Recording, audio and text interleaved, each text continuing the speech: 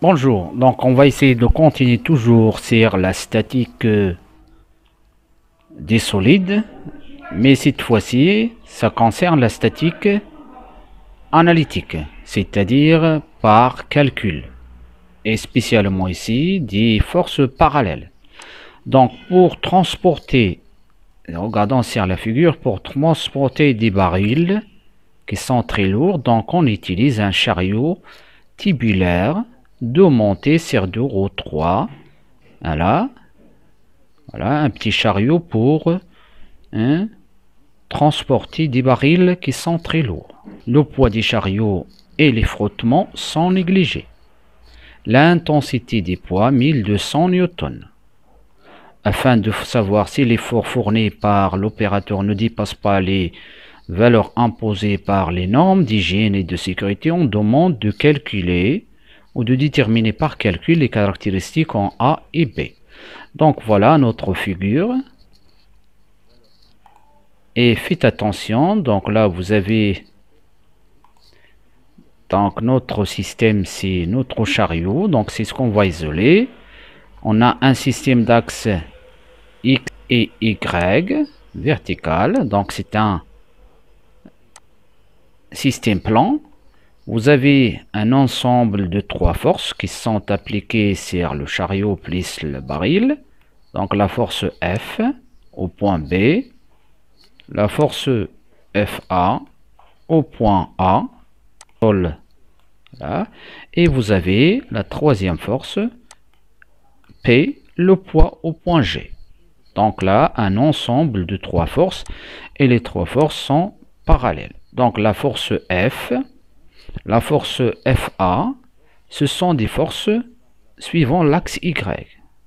Et P aussi, mais P dans le sens contraire de Y. Donc pour faire ces calculs, donc on va essayer d'isoler le système. Donc là, on isole le système. Puis vous avez le bilan. Donc on a dit qu'on a 3 forces, FA, F et P. Donc FA, point d'application, pour FA, point d'application c'est A, et les verticales et le sens vers le haut. Pour le point B, la force de l'opérateur au point B, dirigée vers le haut et verticale pour la direction.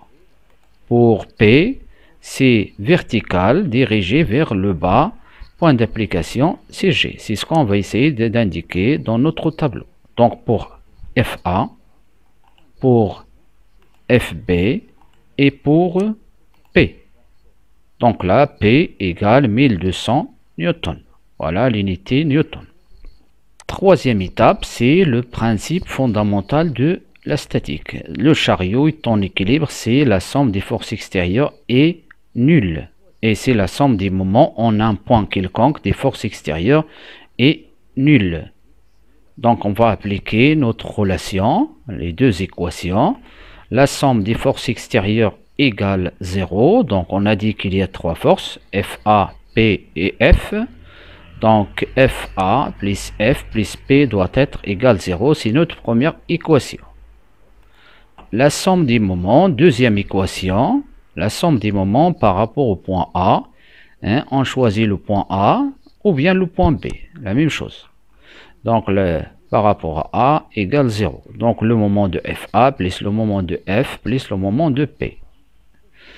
Donc ceci nous permet de donner les équations. La première équation, projection sur Y, donc FA plus F moins P égale 0. Donc FA et F sont deux inconnus. Donc une équation avec deux inconnus. Donc il faut rajouter une équation entière. Donc la somme des moments par rapport à F égale 0.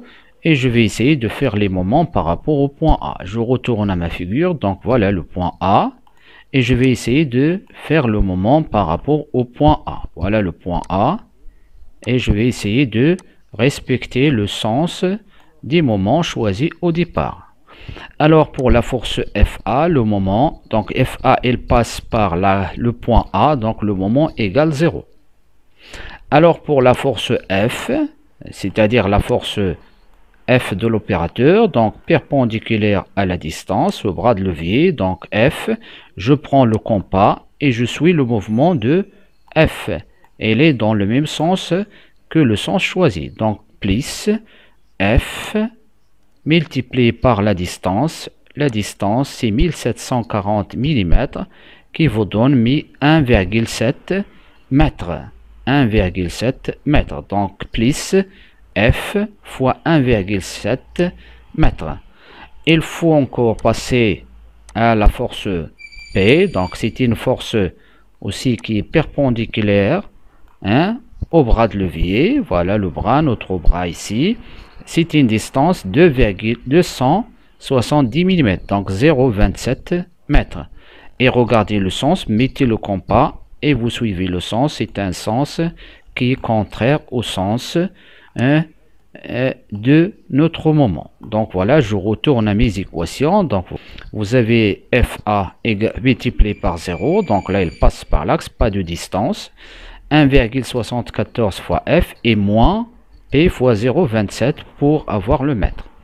Et donc là je trouve directement la valeur que je cherche, hein, je cherche la valeur de F. Donc voilà notre, donc F égale 186 newtons. 186 newtons. Et puis je retourne à l'équation de départ, l'équation numéro 1.